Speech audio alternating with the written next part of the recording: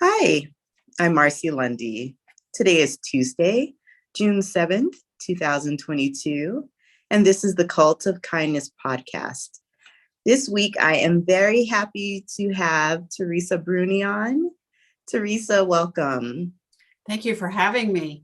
Yes, Teresa and I are not new to this. I did a podcast or a live feed with her a few months back, and the conversations that we have are usually very easy. And the book of the month for June is not really a book. Teresa and I were just talking about that, but it is in fact a journal that Teresa created, which is the Resilience Journal. And so, Teresa, I know you created this journal back in 2020 when lockdown and everything was going on. Could you give us more insight behind the idea of that? Yes. So the inspiration came to me early on that people would need a way to support themselves during that incredibly historic time where we were locked down. So the journal has every day has 2 pages, and on the first page there are areas to rate yourself as far as how you felt physically, whether or not you were able to exercise, fun and enjoyment, which that's a prescription that I recommend to many of my clients, is get out and have some fun and enjoyment. And if you can't get out like we had during the pandemic, then immerse yourself in some online comedy. So in other words, try to have some community, even if it is over the internet. Practice gratitude, practice some spirituality in the form of prayer or meditation or whatever suits you. Mm-hmm.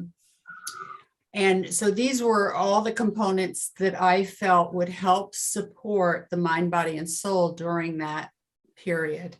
And then there was an area for notes, where you can talk about what you did well or what you wish you could have done better. And then the next page was really to document what was going on, because I felt then, and I still feel now, that this was historic, what we went through. And to be able to leave this journal for grandchildren, great-grandchildren, so that they could experience through your own words and your own handwriting what it was like to go through the pandemic. Oh, yeah. Now, Teresa is not just whistling Dixie. I hopped right into it, but Teresa is known as the healer. So if you could tell us a little bit more about your line of work. Yes, I'd love to. So briefly, I was called to this line of work after a 9-year journey through a chronic health condition. And on that journey, I realized that Western medicine could not get me well. They had a lot of pills for me, they had a lot of prescriptions to mask my symptoms. Sure. And that ended up backfiring for me. So 7 years into that journey, I realized that I needed to find my own way back if I wanted to get well. And I really did want to get well. Sure. Some people will settle into their disability and choose to live out the rest of their lives that way. Right. That wasn't me. I wanted to get well. So, and this was back before we had the internet. If you can believe that, if you could just take a moment to try to imagine that, So much of my research was done in bookstores and in the library. Yeah. And a lot of what I discovered came from within. Oh. And Marcy, what I discovered was once I started to clean up the emotional baggage that I had, my health started to improve. And I recognized a direct correlation to that. So now I help clients to be an empowered patient. So no matter what you're suffering with, if it's, if it's a bad case of arthritis or full-blown terminal cancer, there are ways that you can empower your own healing and take control. I never recommend that a patient just do what the doctor tells them to do. Most people, we put so much faith in our healthcare system, and we should be able to do that. But I caution you against that.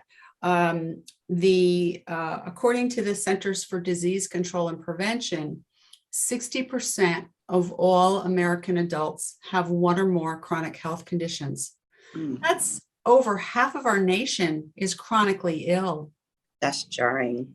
In addition to that, if you do your research, you'll find another shocking statistic, and that is medical malpractice is the number one leading cause of death among the chronically ill.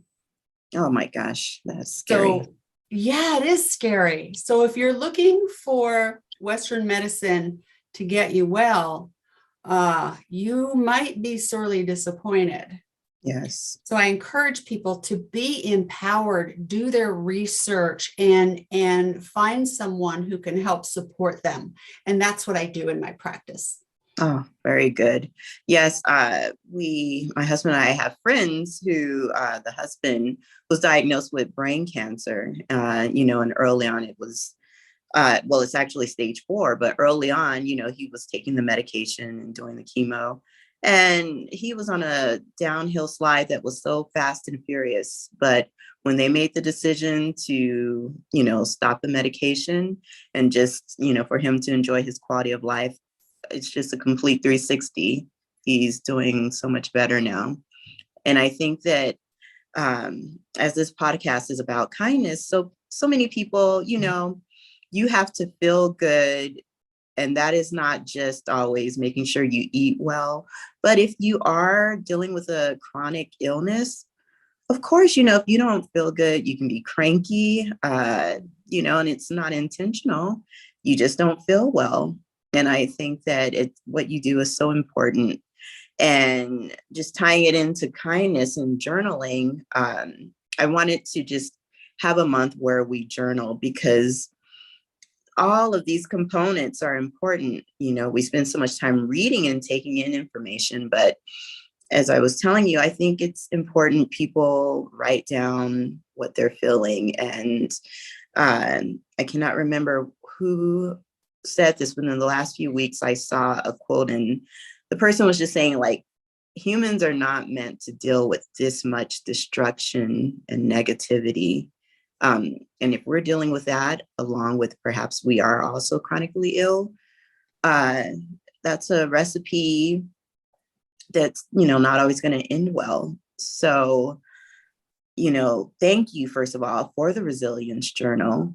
For people who aren't quite sure how to start journaling, I think you offer a lot of, great ways, and through diet and things like that, so they can get started. How did you personally begin on your journaling experience, or just your journey to understand the power of writing out your words? Well, it's interesting because when I was unpacking some boxes from my previous office, from when I moved from New Jersey to North Carolina, I discovered 9 journals, which covered the 9 years that I was chronically ill. And they're sitting. I can look over and see them. They're right there on my bookcase. Oftentimes when you are chronically ill, you have a lot of alone time because everybody else is off living their lives and you're stuck at home, maybe recovering from your chemo treatment or whatever, or you're just not feeling good. So you have a lot of alone time. It's real easy to turn on that TV or social media. It takes a little bit of extra effort to actually pick up the pen and Mm. spend some time with your own thoughts, your deepest thoughts. Sure. Being chronically ill, it can be scary. And, just living life in the way that we're having to live it today can be scary. Right. So, I mean, look at all the scary things that have happened just in the past few weeks. Yeah. It's horrendous. So there is power in the pen, and writing your words is far more powerful than, let's say, speaking them to a friend. Sure. Because a friend is always going to have their opinion, and they're always going to try to make you feel better by saying things like, oh, it's okay, it's not a big deal. Your intentions are good, but it doesn't work out very well. Yeah. Right. Yes. I think that so many people, and I know you've seen these commercials too, where the people, perhaps are dealing with depression, and they just give a couple of different, like 3 to 4 word sentences people tell them to try to make them feel better. And, like you said, people mean well, but it's hard because they are not completely understanding how you feel, even if you try your best to express it.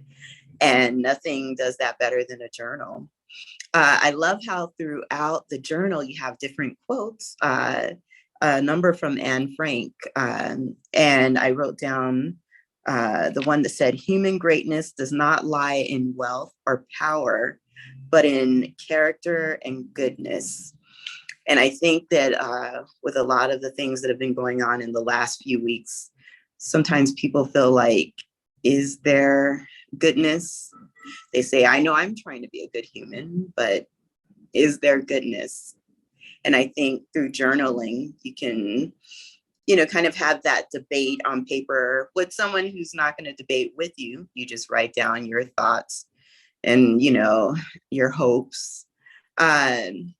I know that you talk about just different ways for people to not only journal, but sort of have a lifestyle that is consistent with a mental health and a mental wellness journey. Health as in just being healthy. What would you say to the Cult of Kindness podcast audience about health in regards to journaling and the mental wellness journey? So the first thing I would like to say is we have an innate system called our fight, flight, or freeze response. And because of that innate system, we are hardwired to look for the threats. So, and in today's world, yes, we have a lot of threats. We've seen that. We can't really dismiss that. But we don't have a threat around every corner like we did when we were cave people. So, Right. No saber-toothed tigers and things like that. Thank So goodness. the first thing to understand is we are hardwired to be on the lookout. And it takes time to break that habit and to try to look for the positive things in life. That's why there's a section in the journal for gratitude. Here's the problem. When you are in fight or flight for any reason, you're turning off your immune response and you're opening yourself up to chronic illness. We all have cancer genes. Science tells us that we all have cancer genes. It's just a matter of whether the expression is turned on or off. Well, if you are living in a constant state of fight or flight, then your chances increase of flipping that switch to the on position.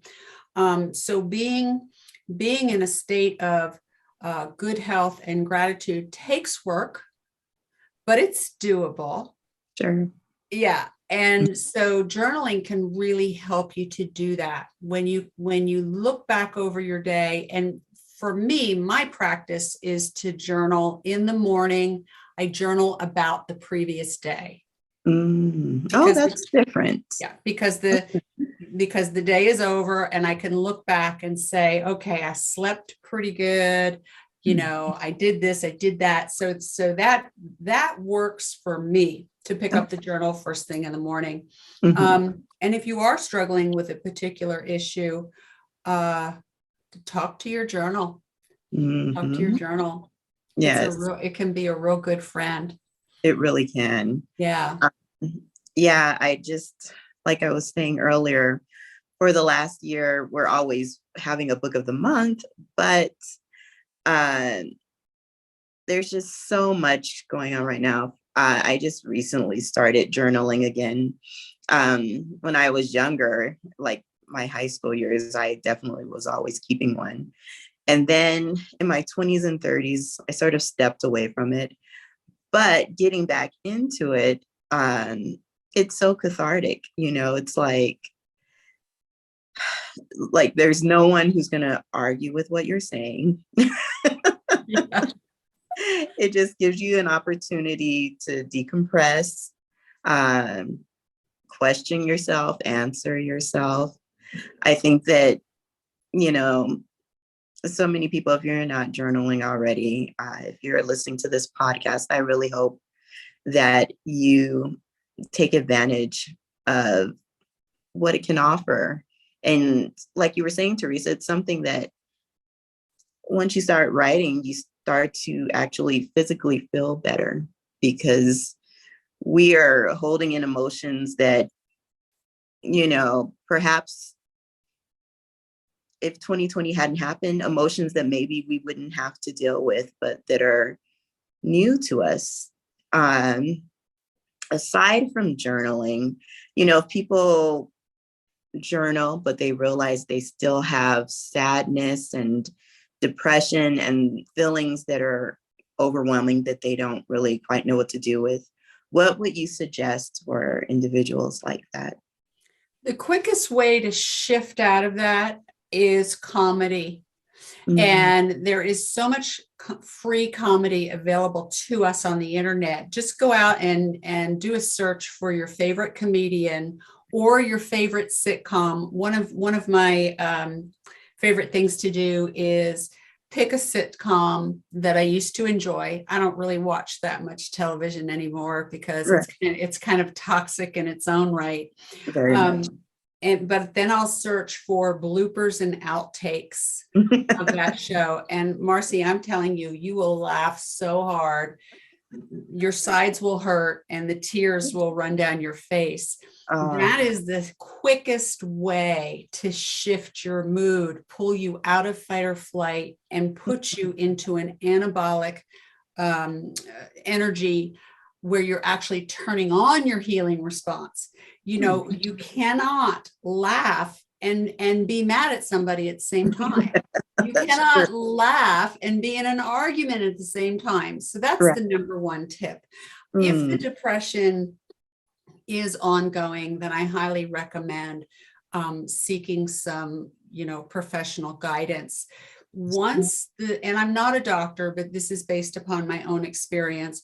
Once those serotonin levels drop to a certain point, it's really hard to bring them back up without pharmaceutical intervention. Ways that you can bring them back up include exercise, proper diet, laughter, things like that. So, and there are some natural supplements that you can try to shift your mood. But if those don't work, I highly recommend seeing a professional and consider short-term, and I'm putting the emphasis on that, short-term pharmaceutical intervention to get those serotonin levels back up. Very good. Yeah, you're right about laughter. It's impossible to remain upset if you're laughing. And for me, like one of my favorite shows when I was younger was Living Single. And I, on Saturday, will watch those shows. I know every line they're about to say, but, it leaves me feeling light. I'm laughing like it's the first time I've heard it. The same goes for the Golden Girls. So I think that, Yeah. Yeah, such a great point and great advice. Uh, Teresa, my hair twin, after you showed me that picture. If Yeah. you watch the video, Teresa's hair is straight, but she'd been telling me that she had similar hair and a beautiful picture of you with your curly hair. But I just wanted to thank you so much. I just really think that we need to write our words out. Uh, I hope that people who sometimes don't know what to do with that anger and frustration also hear these words and do that. It may save a lot of lives ultimately. Uh, for people who would like to follow you, Teresa, could you please tell the audience where they may find you? Yes, the easiest way to find me and connect with me would be on my website, which is my name, teresabruni.com. I avoid social media because I find it toxic. So unfortunately, the only place I really hang out these days is LinkedIn because it's a professional platform. Right. But they can sign up for my newsletter. There are lots of blogs and podcast interviews that I've done on my website. There are many free resources, and they can click on the contact form and send me an email. And I would love to hear from anyone. Oh, wonderful. Again, thank you so much for coming on, and thank you for writing the Resilience Journal. I'm so happy to introduce you to the Cult of Kindness audience. And please sign up for her newsletter. Teresa is a ray of light. And I'm really happy that we connected. And just again, thank you so very much. Thank you, Marcy. You know, you and I connected, and it was like we'd known each other for years. I know, yes. And so the relationship continues. And thank you for this opportunity to speak with your audience. Yes, absolutely. Thank you all. I love you all. Take care.